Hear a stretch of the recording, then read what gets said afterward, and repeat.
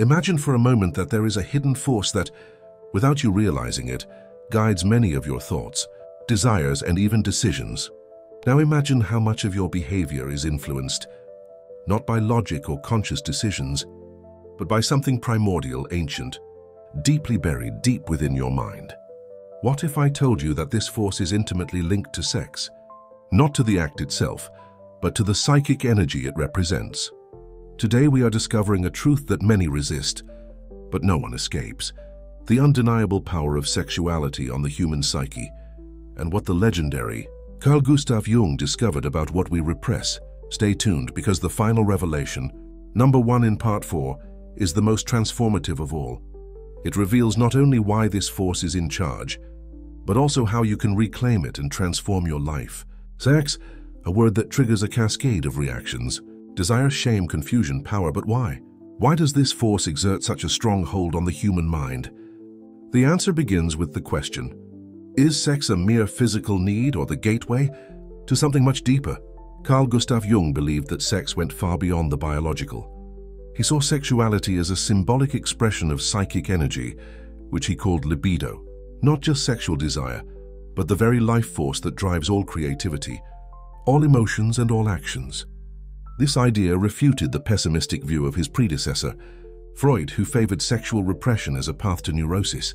Jung went even further. He argued that when sexual energy is diverted, exposed, or misdirected, it becomes a dark force that alters our behavior, relationships, and understanding. Just think about how society treats sexuality.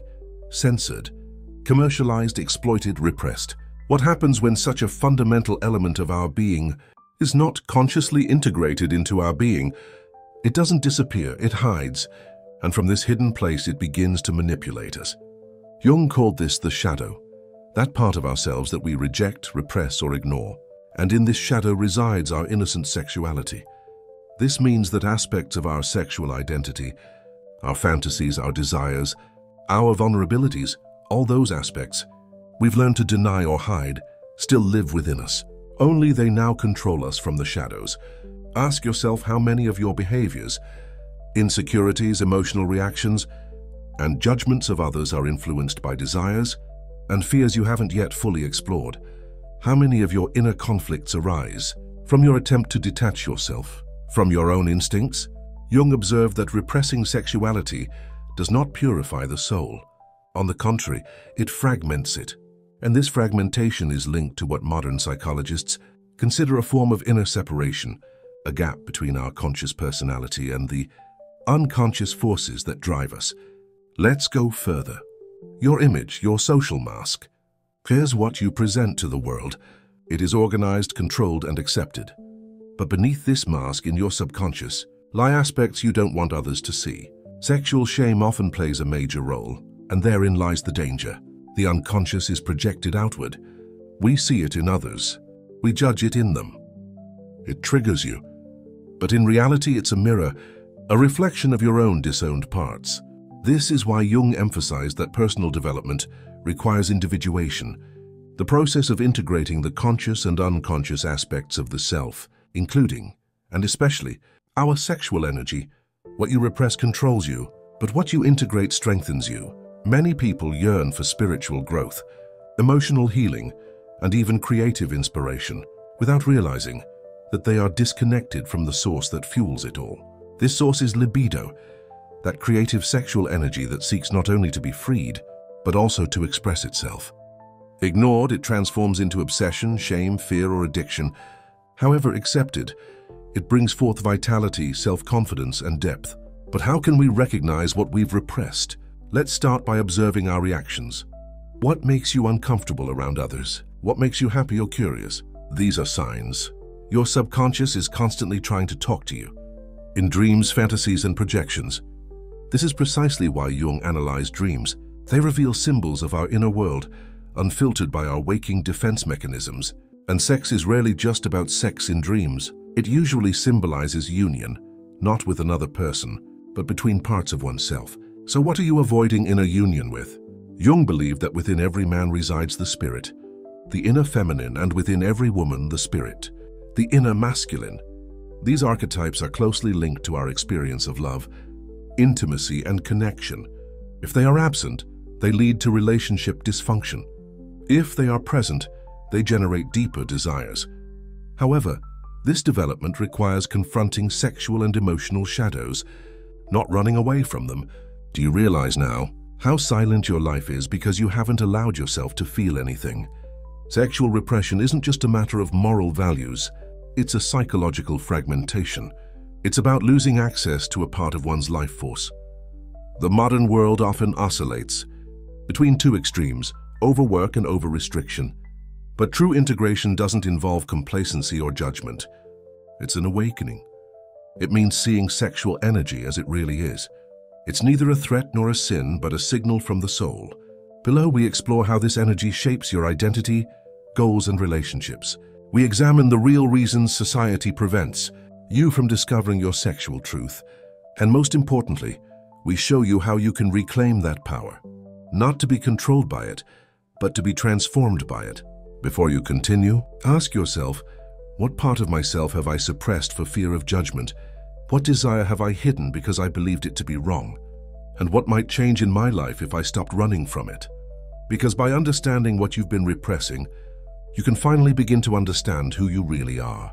Now that we've opened the door to the hidden depths of sexual energy in the psyche, we must explore the labyrinth of human behavior, where desire and rejection dance in the shadows and where most people unknowingly stray. If sexuality represents one of the most powerful forces in the human mind, why are so many people afraid to address it honestly? Why is it so profoundly shaped by culture, religion, and even identity itself? Carl Jung knew why. Because sexuality isn't just about desire. It's also about power, and power is dangerous when wielded unconsciously. Libido, according to Jung, is the life force that drives our ability to connect, create, feel, and be. But what happens when this force is repressed for too long? It doesn't disappear. It transforms, distorts. It gives rise to anxiety, compulsive behaviors, secret obsessions, and even outbursts of violence. Jung wrote that whatever we repress becomes part of the shadow, and the longer it remains hidden, the more chaotic it becomes when it tries to break through. Have you ever been tormented by a feeling, a desire, or a fear without knowing where it came from? These are signs that something in your subconscious is speaking to you. Sexual repression is not just a personal struggle, but a collective legacy. From religious dogmas that equate desire with sin to the hypersexualized modern media that distorts and objectifies it, we are trapped in a paradox. On the one hand, sex is everywhere, on screens, in advertisements, in casual conversations, and yet honest conversations about sexual energy, intimacy, shame, and emotional connection are rare. We see the body, but not the inner soul. Jung warned us, the further we stray from our inner truth, the more we are controlled by the architects we fail to integrate. The prostitute, the seductress, the victim, the master. These are not just social roles, they are psychological masters who act through us when our relationship with sexuality is immature or repressive.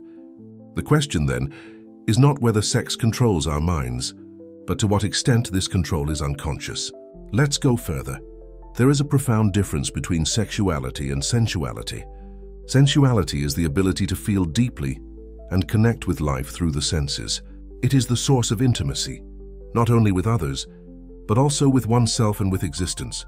When we repress our sexual energy, we lose not only desire, but also presence. We feel isolated, anxious, and sick. We seek distractions, addictions, or understimulation to compensate for inner separation. Jung believes that healing begins with becoming aware of what has been banished. We observe it not with judgment, but with curiosity. Why do you feel the way you do? Who taught you to view your body, your desires, and your needs as shameful or dangerous? And most importantly, what if you reclaimed this part of yourself, not through rebellion, but through integration? One of the most powerful tools Jung used to explore the unconscious was dream analysis. In dreams, symbols elude the defense mechanisms of the waking mind. Sex in dreams rarely indicates physical desire. Most often, this indicates a psychological union, a desire for integration. If you dream of intimacy, connection, or even taboo experiences, your subconscious may be seeking to discover where your inner masculine and feminine aspects diverge. The union of opposites, which Jung called conjunction, is a central theme in psychological alchemy. It is the immersion of light and shadow, of man and woman, of desire and reason. And in each person, this inner connection must be established to achieve fulfillment. So ask yourself again, what do my dreams reveal about my hidden desires? What fantasies do I swear by themselves, but secretly yearn to understand? What part of myself am I afraid to let go? Our culture has taught us to fear this exploration. It rewards superficial stimulation, but punishes deep stimulation. This is no coincidence. A person connected to their true sexual energy, not manipulated, but harmonized, gains power. Why? Because they no longer allow themselves to be controlled by shame. They no longer allow themselves to be manipulated so easily by external validation. They no longer seek approval from systems that suffer from separation. So rediscovering your pent-up sexual energy isn't just a personal matter. It's revolutionary. It's spiritual. This is a psychological liberation. Modern psychologists have criticized Jung's conclusions. In his book, The Body Matters, Dr. Bessel van der Kolk demonstrates how trauma, particularly sexual trauma or repression, takes root in the nervous system and influences behavior, emotional regulation, and self-awareness. The only way out is through awareness, through the body, through the feeling of what has been forbidden to you. You cannot heal what you do not perceive, nor confront what you do not acknowledge. Once you stop running from your own sexuality, you begin to discover something sacred, your truth. And the truth doesn't always appear as we imagine. It can be accompanied by pain, suffering, and anger, but it hides a hidden power. For what has been repressed the longest is often the energy needed to heal, grow, and evolve. You were not meant to live fragmented. You were not meant to be controlled by secret forces. You were meant to achieve wholeness, and wholeness requires courage. In the next section, you'll discover how this energy affects your relationships, not just romantic ones, but also your connection to others and yourself. We'll explain why most people are trapped in attraction patterns that reflect their illnesses rather than their desires. And most importantly, we'll show you how to break free from these patterns and experience true intimacy. But before we continue, consider this. What would your life be like if you were no longer afraid of your own depths? Who would you be if you embraced every part of yourself, even the ones that once frightened you? There's no need to answer out loud, but let these questions resonate within you, for they are not mere questions. They are invitations to see, feel, and transform. Now that we've explored the profound influence of repressed sexual energy on the psyche, it's time to examine how this energy affects something so fundamental in our lives, relationships, because what you repress inside doesn't go away. It expresses itself through your love, your desire, and your suffering. Carl Jung believed that relationships act like a mirror, revealing our unresolved inner issues. We are attracted not only to people we love, but also to those who awaken unconscious thoughts we have yet to process. Think about it. How many times have you felt inexplicably attracted to someone? Someone who excites you, frustrates you, or even hurts you. And yet you can't let go. It's not a coincidence. It's a projection. Jung taught that projection is the process by which we project our own qualities, desires, fears, and wounds onto another person. This phenomenon is particularly prevalent in romantic and sexual relationships. When we don't confront our own shadow, we fall in love with what seems to be missing within ourselves. Our partner becomes the symbol of our soul. That's why passion can be so intense, because it's not just about them. It's about trying to reconnect with what we've lost inside. The problem is it hurts when the illusion fades. But they're not the ones who have changed. It was the dissolution of the projection. And what remains is the truth itself. Two people, each with their own shadow, each hoping the other will heal what they themselves have avoided. This is why sexual repression isn't just a personal problem. It's a relationship disease. When we disconnect from our own desire, our emotional body, and our sensuality, we can't truly know the other person. We can only connect, not feel. True intimacy, emotional, psychological, and physical, requires vulnerability. And vulnerability is impossible when shame dominates your inner world. So ask yourself, am I showing my whole self in my relationships, or am I only presenting the version I find acceptable? Am I letting others see the real me, or only the parts I've learned to control? How much of myself am I still afraid to share because I don't fully accept myself? Jung believed that wholeness comes not from perfection, but from integration. This means loving even what seems unlovable in us, our needs, our suffering, our hunger. This is the path to individualization, to a unified being, not a fragmented representation. Consider how modern relationships rely on the manipulation of images. We cultivate our character, repress our true needs, and fear that someone will abandon us if they discover our truth. But the real tragedy isn't that others abandon us, it's that we abandon ourselves in the process. This surrender begins with separation from one's own sexual truth. Many associate sex with performance, validation, and control. But conscious sexuality has none of these things. It's presence. It's vulnerability. It's surrender. Not to another, but to the present moment. To oneself. To the divine intelligence of the body. The body doesn't fight. When you're safe, it fights. When you're afraid, it fights. If you're not connected, you'll struggle. And all of this, every sensation, every reaction is information. Your body is the subconscious expressing itself through sensations. If you listen, you awaken. If you ignore, you live in confusion. Carl Jung's work demonstrates that the psyche yearns for balance. The unconscious always seeks conscious fulfillment. And when sexuality is relegated to the background, it doesn't disappear, it explodes. Because of ulterior motives, manipulation, infidelity, self-sabotage, and often because of profound loneliness, even in the presence of others. Today, many people are lonely, not because of a lack of love, but because of a lack of true intimacy. You haven't fully understood yourself, even on your own. Think about the last time you felt truly seen, not just admired, but understood, undesired by a mask, but revered for its essence. This kind of connection becomes possible when we stop hiding from our shadow. And sexual energy, when consciously embraced, becomes a bridge. From isolation to unity, from shame to holiness. It's not about hedonism. It's about healing. It's about rediscovering that part of yourself that should never be silenced, the creative, passionate, and dynamic part. In ancient traditions, this energy was rediscovered. In Tantra, for example, sexual energy is considered a sacred force, a gateway to a higher consciousness, not because of the act itself, but because of the surprise, intensity, and presence it requires. A total immersion of body, mind, and spirit. Jung recognized similar themes in alchemy, the symbolic transformation of base materials into gold. He believed the alchemical process was psychological. You take the unconscious, the chaotic and the repressive, and transmit them through the conscious. The leader becomes gold. The sexual shadow becomes sacred power. But to do that, you must first face what you fear: hatred, pain, confusion. You must rediscover the younger version of yourself, the one who learned that lust is bad, love is dangerous, or pleasure is dangerous, and you must show compassion, not judgment. Because without compassion, there is no healing. And without healing, you'll keep playing the same bosses, with different faces, and expecting a different outcome every time. What would your relationships look like if you stopped projecting your shadow and embraced it?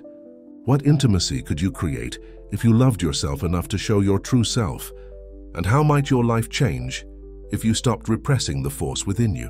In the final part, we reveal the most important and powerful truth of all, one that has the potential to transform your understanding not just of sexuality, but of your entire existence, a revelation that brings together everything we've explored into a single, transformative thought. Until then, let this inspire you. You were never meant to be divided into two parts, the artist and me, body and soul. You were meant to be whole, and that wholeness begins when you stop running away from yourself and start listening to what you've been trying to ignore. Now we come to the most important and powerful truth of all, the revelation that holds everything together. On this journey, we have seen how repressed sexual energy becomes a shadow, how it distorts our perceptions, shapes our relationships, and causes us to live in fear rather than truth. But the deeper insight is this: the sexual energy we have learned to fear is the same energy that creates worlds. This is not a metaphor. It is the very truth of life. Carl Jung believed that libido, a fundamental psychic energy, is not only linked to sexuality. It is a source of creativity, spirituality, vitality, and inner meaning. Those who repress it suppress not only desire, but also the fire of their own development. This is the tragedy of modern life. We are taught to be productive without passion, efficient without being boring, sociable without being lonely. And in this distortion, we become half alive, functional without being incompetent. But therein lies the revelation. The very energy you suppress is the very energy that can awaken you. When you reclaim it, not out of desire or rebellion, but out of wonder, you begin to rediscover your inner self. You begin to feel, to imagine, to create, to love fully. For this energy is not just about sex. It is also about union. And union is the secret to everything. The union between body and soul, between masculine and feminine, between shadow and light, between you and the divine. Jung therefore saw sexuality as a symbol of something much larger, the soul's desire to reunite with its source. In transference psychology, Jung speaks of the alchemical marriage, the symbolic union of opposites within the self, the conjunctio. This is not just a psychological theory. It is the reference point for human evolution. When you unite the fragmented parts of your psyche, the rejected, the guilty, the hidden, you begin to radiate wholeness. And from this wholeness, everything changes. You stop seeking relationships that feed your wounds. You stop playing with unreal versions of yourself. You stop fearing desire and channel it into creation. Imagine living like this. Imagine waking up not in conflict with your body, your emotions and your lust for life, but in harmony with them. Imagine that your desire is not an obsession, but a quest. For desire in your heart is not a weakness. It's a guide. The desire to connect, to feel, and to express oneself is not a problem, but a gateway. Every great artist, every true mystic, every visionary soul has experienced it. The energy that mixes on the surface is the same energy that creates visions. One cannot separate one's soul from one's sensuality. One cannot elevate oneself spiritually by following one's instincts. You cannot live a full and meaningful life if you hide from your own power. This is the ultimate truth. What you have been taught to repress is the key to your liberation. Not only sexually, but also emotionally, creatively, and spiritually. Those who integrate their sexual energy do not become slaves to desire. They become masters of it. And through this mastery, they gain access to something that only a few, the vast majority of their being, possess. So ask yourself, what are you afraid to feel? How much of your power have you given up because you were told it was dangerous? And what would it mean to take it back? Not out of ego, but out of love. Because power doesn't lie in action. It lies in awareness, in the ability to choose consciously, to feel fully, to connect deeply, and to live honestly. This is what Jung ultimately showed us, the path to individuation. Become your own person, and to get there, you have to go through the places you've learned to avoid. You must face your shadow. You must make peace with your desire. You must shift your sexual energy from darkness to light, not to float, but to honor. It is the bridge between your inner world and the world you are building outside of yourself. And once this sacred bridge is built, you begin to transform. They become less reactive, more detached, more compassionate, and more powerful. They begin to love not out of need, but out of fulfillment. They begin to create not out of lack, but on the surface. We begin to live, not through repression, but through the soul. Let's face it, most people will never do this work. They'll keep fighting, repression, planning, rehearsal. But if you're still here, it's because something inside you is ready to remember what the world wanted you to forget, that your energy is sacred, that your truth is not sad, and that your fulfillment is your destiny. You are not broken. You are nothing special. You are not dangerous. You are simply powerful. And when you claim that power, it becomes living love. So if this message resonates with you, let it penetrate beyond your mind. Let it resonate into your bones. Let it find the parts of yourself you've hidden.